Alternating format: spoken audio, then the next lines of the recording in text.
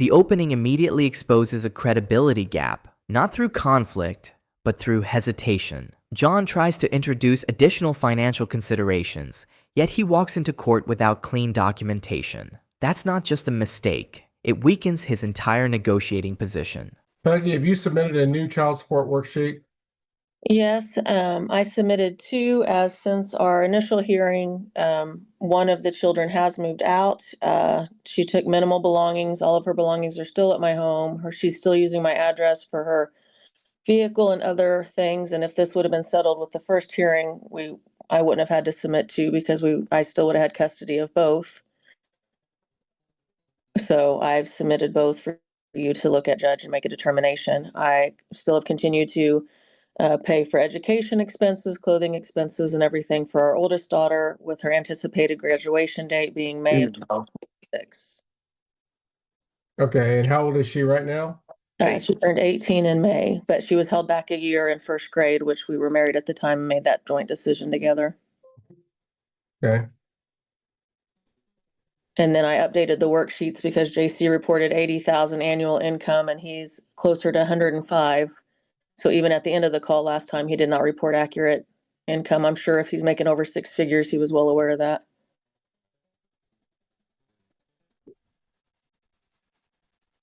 When did the eldest daughter move out? June 25th, which the continuation was ordered due to him wanting to seek an attorney, which he hadn't done.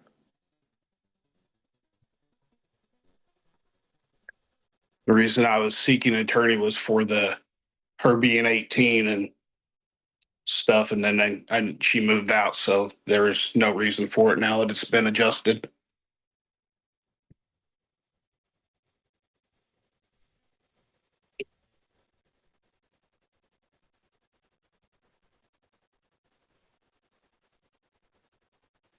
All right, Peggy, the worksheet that you're submitting on a single child calls for $1,235 a month. Correct. It doesn't include any health insurance deductions for the father. He never provided that like he shared. I just got insurance on that's $498 a month.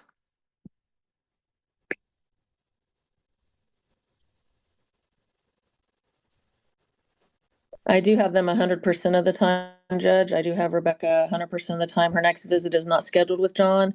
He has only had one visit with her since he moved to Oklahoma. And so he went from 35% visitation to now very rare and infrequent, if even monthly. It's not part of that. This is child support. You know what I mean? I would agree. Well, you gave some numbers regarding dental and vision insurance earlier that don't reconcile with what you just said, John. What we need to determine is what child-related health and dental insurance premium do you pay? Every week or every 2 weeks out of my check for them. I pay $1,835 for vision every 2 weeks for both girls out of my check, and $54.92 every 2 weeks out of my check. And every 2 weeks, I pay $498.50 to cover Rachel and Rebecca on health insurance. You get yours free? Mine is through my employer they pay a little bit more, so I had to buy private insurance to cover them because it was going to be too expensive for me, sir. It was like $1,200 a month. So I was able to find it cheaper, but it's better coverage. All right. On a single child worksheet, you wouldn't be entitled to claim 100% of the child-related premiums. You'd only be able to include 50%. Okay. And that is for the minor child covered by the child support order. Good. Well, though I highly encourage you to continue to cover it for your 18-year-old who's now moved out. Correct. She's not part of the child support equation at this point. So only 50% of the child-related premium. And if you're if you're saying that you're not covered by any of these premiums that you've just recited to the court? That is correct. Yes. Okay. The dental. No, well, the dental and eye, sorry, the dental and eye I'm covered by. Sorry, the medical, I'm covered through my work, through their medical. This one I had to buy outside private insurance. All right, then only 1/3 of the vision and dental would be covered under the That's- child support worksheet. That's fine. These might be family plans actually, Judge, so they might be even distributed even more with other children involved. No. No, they're all family plan. It's one fee for a family.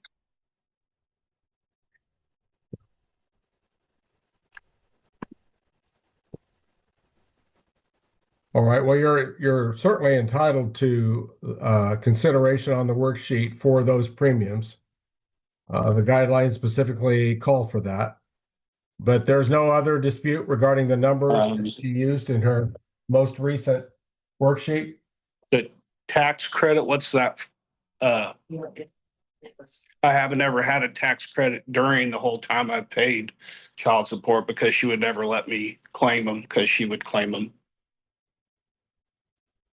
The judge takes full control, narrowing the discussion into strict calculation rules. This is where both parties lose flexibility. The judge explains that only a portion of John's insurance payments can be credited, breaking down entitlement into fractions. There's no consideration due to our annual income, Judge.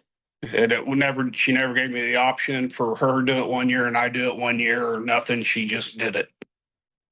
And she always claimed both of them for the whole times I've been paying child support for, except for the last year.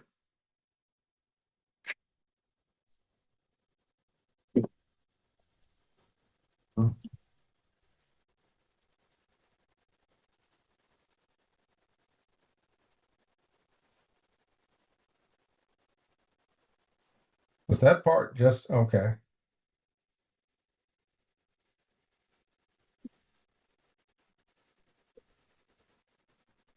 I see, no credit was given under income tax considerations.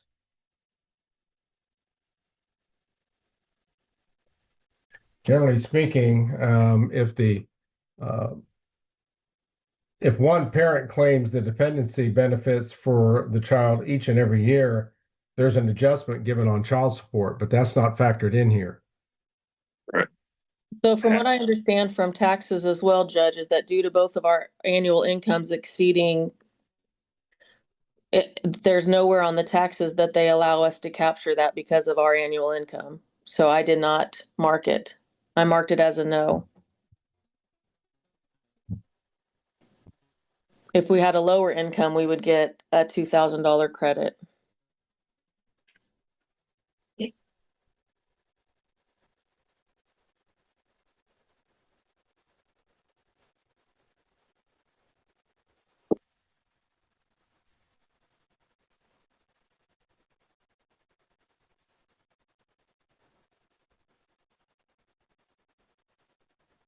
It's clear we still don't have a worksheet before the court that takes into account all factors. How did you compute child support here, Peggy? I followed the forms that were provided. I put in our income and made notations. Once I received his W-2 and used my income as well. He never, like I said, he did not provide insurance information timely. He's extended this. I also believe I have in writing that I'm allowed to claim the kids for taxes as well, but I'm looking for that now. And like I said, I do have them for nearly, or Rebecca, 100% of the time. I pay all tuition, clothing, sporting costs, equipment. And the issue isn't really whether you're entitled to claim those benefits. You are. The question is he entitled to a child support credit because of it? According You say he to doesn't, but according to the income guidelines that I followed, it was a no, was what I was supposed to put in that blank. If you think there's a fair amount, I would happily adjust it and resubmit it with the tax information as well, if that's provided to me. Other than verbally, I would like to see it.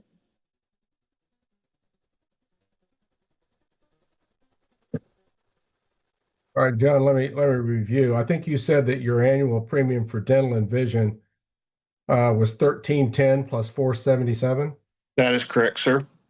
$1,787 a year, That is correct. For dental and vision. with 1/3 of that being allowable. And then Come up to 596. does that also include the health insurance? No, Uh,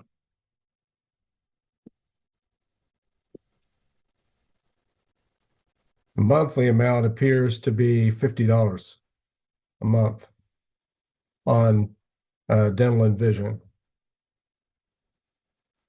okay. And I'm presuming that you're going to provide documentation to Peggy on this, but you pay $498.50 a month for health insurance for the two girls? Yes. Plus his And- wife. Yeah, so that would be a third. Okay, and why a third? So between three people, the premium's covering three people because one of them is Rachel, one is my wife, and one is Rebecca. Okay, understood.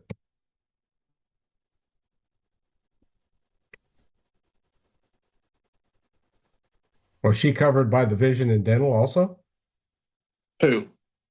Your wife? Yes, so Okay. that's why you thirded those. That's why we've got the others on thirds. Or fourths, I guess it'd be fourth. Well, it'd be a fourth. Yeah. Yeah, sorry. Yeah, you're correct, sir. Are there any other dependents on any of these insurances? No. You'll provide evidence of that. Yes.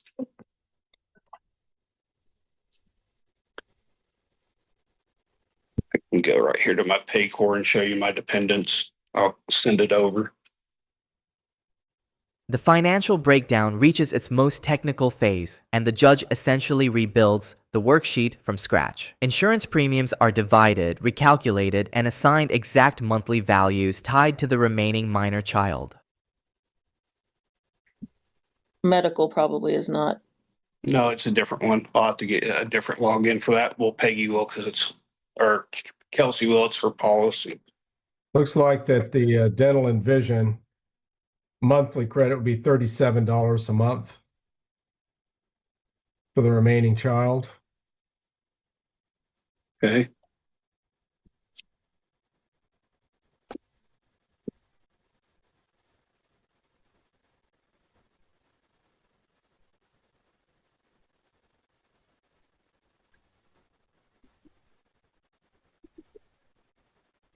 And it looks like $166 a month of the health insurance premium would be attributable to this child. Okay.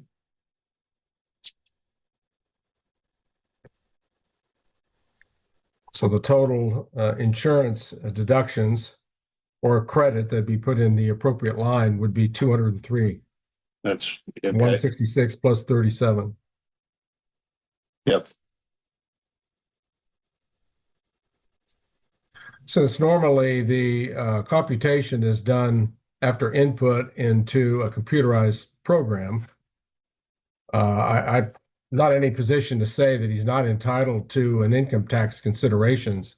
The information is generally plugged into the formula, and then it determines whether he's entitled to further income tax consideration credit.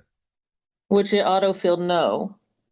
I used, if you can see the multiple pages, I used the appropriate forms and calculations that are required in order to complete these worksheets.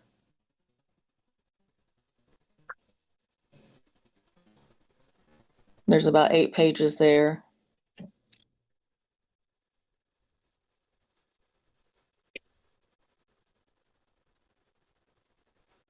Well, you just say income tax consideration adjustment, no. That's what it looks like. Yes, but it fills the sheet from the data that's put in the other 6 to 8 pages.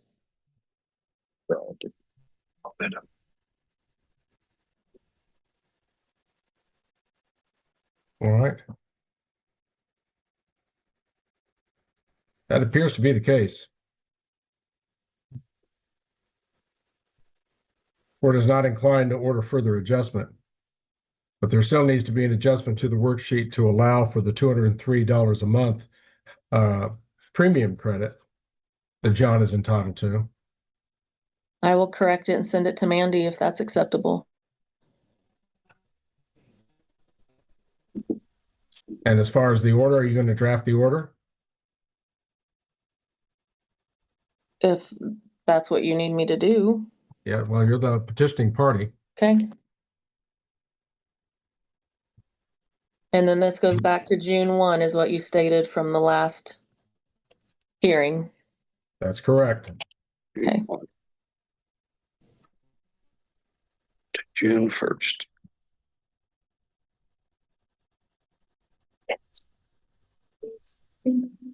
So if I've already paid anything for June, it'll be on top of what you say.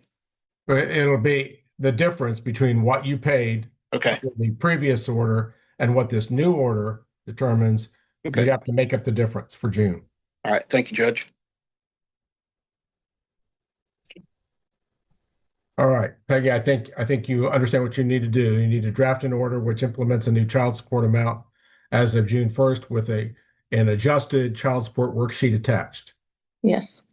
Okay.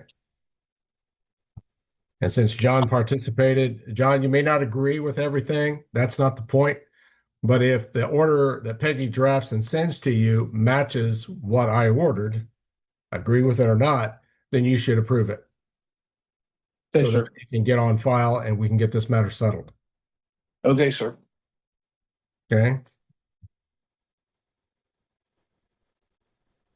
All right, Peggy, do you have anything else that you need to address the court about or get further clarification on? Just that he would send the insurance information for medical, dental, and vision. Yeah, and John, you've got Peggy's email address? Yes, I got it. I've got my dental and vision pulled up here. I'll Okay. have to get the other and I'll get it sent to her. Yes, please do. I think it's important for her to be able to verify these numbers that you've related to the court, and they seem to be very precise. I have no doubt that they're correct, but she needs to see documentation of it. I understand, sir. All right, That's all I have, Judge. Thank very you. well. John, anything further at this time? No, sir. Thank you for your time.